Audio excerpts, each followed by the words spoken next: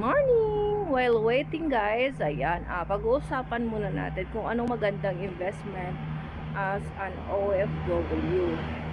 Para sa akin ay real estate kasi kaya real estate ang aking napili dahil nga you can leverage appreciation, diba?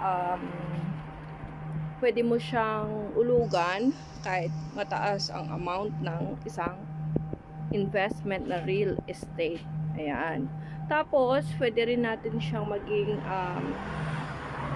monthly cash flow dahil pag pinaparentahan mo na siya, pwede na siyang magbayad on or own. Tapos, yung property mo, tumataas ang appreciation value niya. So, kung bibilhin mo siya ng 1 million ngayon, in the next 1 year, 2 years, nagiging tumataas na yung ano niya, yung amount, yung price ng property mo.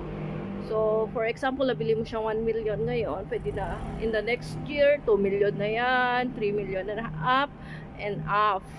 Tapos, yun nga, magiging passive income siya. So, ayan lang guys para sa akin. Or lot. Pwede rin naman ang commercial lot. Ayan.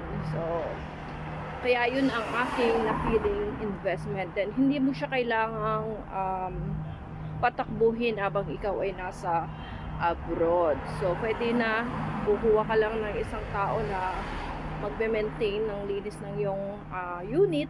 Then, commercial lot, nandito nga tayo sa bus guys. Commercial lot, pwede rin dahil meron siyang may cash flow din na tumataas din yung appreciation value niya. So ayan guys, bye! See you next video!